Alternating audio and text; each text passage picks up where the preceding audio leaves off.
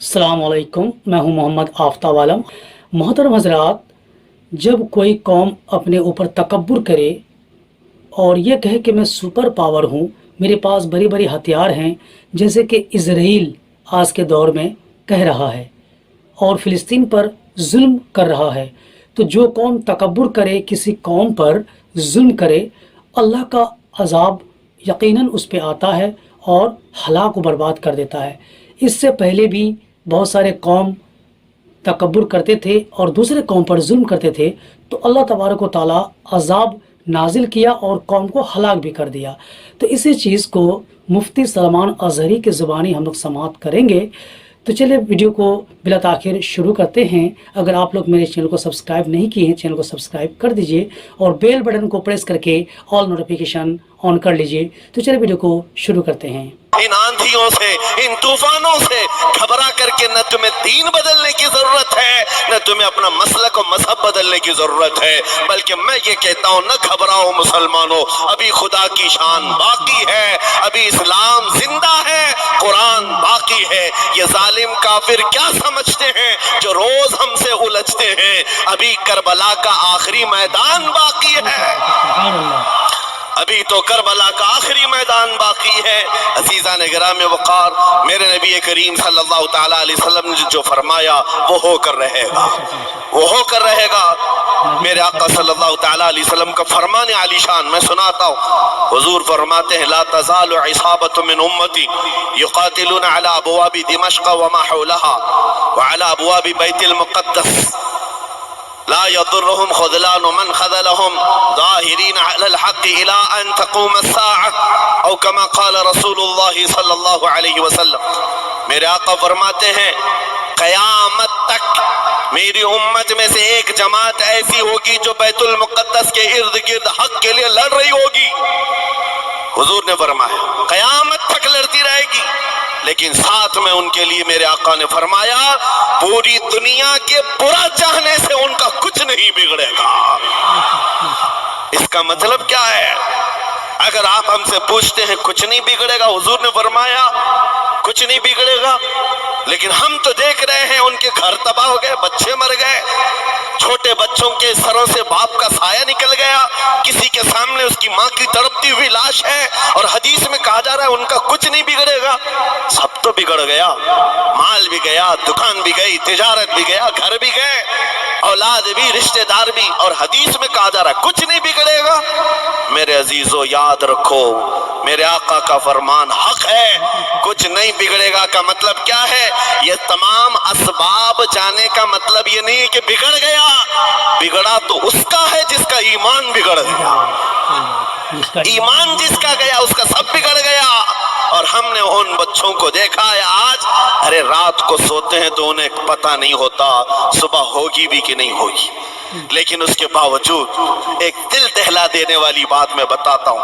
मिस्र की सरजमीन से लोग पानी के बोतलें और डब्बे उठा उठा करके बॉर्डर पर जा रहे हैं, लेकिन फिलिस्तीन गज़ा के वो मुसलमान कहते हैं अपना पानी तुम रखो, अल्लाह करीम हमारे लिए कहीं से अपनी ही जमीन से पानी अता करेगा। उनको लोग कह रहे हैं क्या आप नहीं देख रहे वक्त का बड़ा फिरौन रोज अल्टीमेटम देता है 24 घंटे में इलाका खाली करो, निकल जाओ, घर खाली करो। कैसा ईमान है तुम्हारा, क्या आने वाली बड़ी बड़ी मिसाइलों का अपने सीने से मुकाबला करते हैं और कहते हैं कल से हम यही थे, आज भी यही हैं और यही रहेंगे और इसी मिट्टी में दफन हो जाएंगे। ये जो इस्तिकामत है, इसी को मेरे आका ने फरमाया दुनिया उनका कुछ नहीं बिगाड़ सके। ईमान अगर मजबूत है तो कुछ नहीं बिगड़ा है। अरे 6 साल की बच्ची, 6 साल की बच्चियां, ट्रेंड चला हुआ है उनके मोहल्लों में, ट्रेंड चला हुआ है, अपने अपने हाथों में मेहंदी से अपना नाम लिख रही हैं हंसी खुशी। पूछा उनसे कि नाम लिखने का ट्रेंड क्यों चला है अभी जंग के हालात में मेहंदी से? कहती हैं कल को अगर हम उड़ गए, चेहरा नहीं मिला, जिस्म नहीं मिला, हाथ अगर बचा हुआ हो तो नाम देखकर हमारे माँ बाप पहचान तो सके। शहादत का ये जज्बा, शहादत का ये जज्बा 6 साल के बच्चों में अगर आया है, यकीनन उनके सीनों में ईमान मौजूद है। اللہ تعالیٰ ظالموں کو ہرگز پسند نہیں فرماتا۔ میرے عزیزو، گناہ بھی ظلم ہے، جیسے کہ قرآن میں اللہ نے فرمایا وَلَوْ أَنَّهُمْ إِذْ ظَلَمُوا أَنفُسَهُمْ، جب لوگ اپنی جانوں پر ظلم کر لیں تو اے محبوب آپ کے دربار پہ آئیں۔ یہ جو آیت ہے، ظلم کا مطلب کیا ہے؟ انسان جب گناہ کرتا ہے تو وہ اپنے آپ پر ظلم کرتا ہے۔ ظلم کی بہت ساری شاخیں ہیں، اور ظالموں کو اللہ پسند نہیں فرماتا، چاہے وہ اپنے اوپر ظلم کیا ہو یا کسی نہتے پر ظلم کیا ہو۔ ظلم ہوتا ہے۔ آج دنیا میں جو حالات ہم دیکھ رہے ہیں، ظالموں کا ظلم عروج کو پہنچا ہوا ہے، اور قرآن پاک میں رب تعالیٰ نے ظالموں کی نشانیاں بھی بیان کی، ایسا نہیں کہ یہ پہلی مرتبہ ہوا ہے۔ اللہ تعالیٰ فرماتا ہے وَكَم مِّن قَرْيَةٍ أَهْلَكْنَاهَا، کتنی بستیاں ایسی ہیں جن کو ہم نے ہلاک کر دیا۔ رب تبارک و تعالیٰ نے ان کو ختم کر دیا کیونکہ وہ ظالم تھے۔ ظالموں کی بستیاں جو ہلاک ہوئی، قرآن پاک میں 3 مثالیں آپ کو بتاتا ہوں۔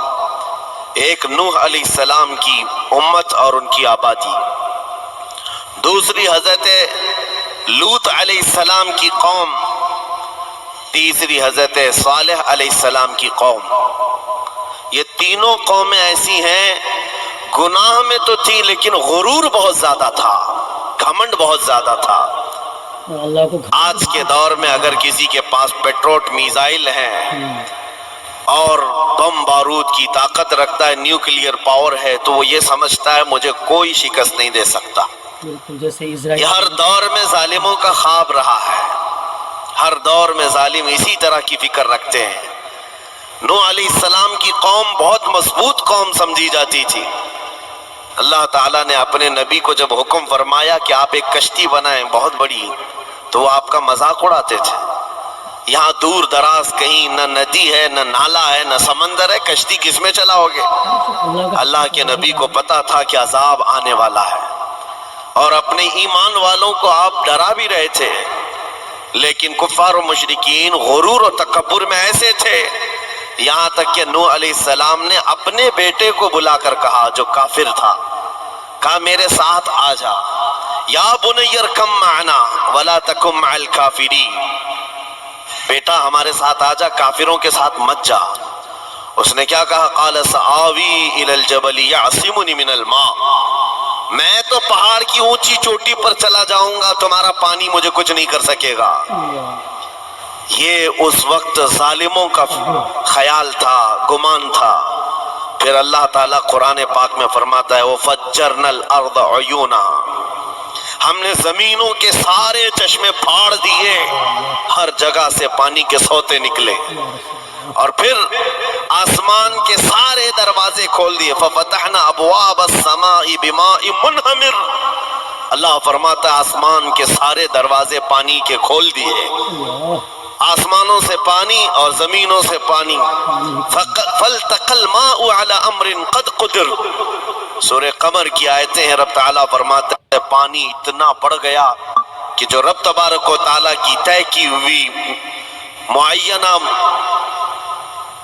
نشانی تھی وہاں تک جا کر پانی مل گیا، روئے زمین پر کوئی باقی نہ رہا سوائے حضرت نوح علیہ السلام کی کشتی کے، کوئی نہیں باقی رہا۔ جب یہ پانی پھیل گیا، کیا پہاڑوں کی چوٹیاں، کیا محلوں کی اونچائیاں، سب غرق ہو گئے، اور وہ جبابرہ، وہ قوت کے بادشاہ جو کہتے تھے ہمارا کوئی کچھ نہیں بگاڑ سکے گا، سڑ گئے پانیوں میں۔ صرف پانی اللہ تعالیٰ بھیج دے تو انسان اسے روک نہیں سکتا، عذاب الہی کو کیسے روک سکے گا؟ دوسری گھمنڈی قوم، غرور میں مبتلا قوم تھی حضرت لوط علیہ السلام کی قوم، جو بدکاریوں میں ملوث تھے۔ اللہ کا جب عذاب آیا تو قرآن پاک میں رب تعالیٰ فرماتا ہے وَأَمْطَرْنَا عَلَيْهِمْ حِجَارَةً مِّن سِجِّيلٍ، نوکیلے پتھروں کی ہم نے ان پر بارش کی۔ فَجَعَلْنَا عَلِيَهَا سَافِلَهَا، ان کی اونچائیوں کو اٹھا کر کے نیچے پلٹ دیا گیا، زمین کو فرشتوں نے اوپر تک اٹھایا اور اس کے بعد پلٹ دیا، یہ پوری بستی غرق ہو گئی، ختم ہو گئی۔ یہ بستی بھی وہی تھی جس کو حضرت لوط علیہ السلام بار بار تنبیہ کرتے تھے کہ ظلم سے بچو، ظلم سے بچو، ظلم اللہ کے عذاب کو دعوت دیتا ہے، لیکن وہ مذاق اڑاتے تھے، اور جب ہلاک و برباد ہو گئے، ختم ہو گئے، ان کی نشانیاں بھی باقی نہیں رہی۔ وہ پتھروں کی بارشیں کہاں ہوئی تھی واللہ عالم، لیکن میرے عزیزو ہم نے دیکھا ہے جہاں یہ قوم آباد تھی اس علاقے کو آج بتایا جاتا ہے وہ جارڈن کا علاقہ تھا، بحر مردار جہاں پر آج واقع ہے ڈیڈ سی۔ میں خود سفر پر دیکھا جارڈن کی ایک سرزمین پر گاڑی چلتی جا رہی ہے اور کالے کالے پتھر، جہاں تک نظر کرو صرف پتھر ہی پتھر ہیں، بہت نوکیلے، ایسے پتھر میں نے دنیا میں دوسری جگہوں پر نہیں دیکھا۔ آج بھی اسی طرح سے باقی تقریباً 100 کلومیٹر 150 کلومیٹر تک صرف پتھر ہی ہے، بیچ میں صرف ایک روڈ جاتا ہے، اس کے بعد نہ کوئی درخت دکھتا ہے، نہ کوئی عمارت ہے، نہ کوئی پہاڑ ہے، صرف پتھر، پتھروں کا صحرا ہے۔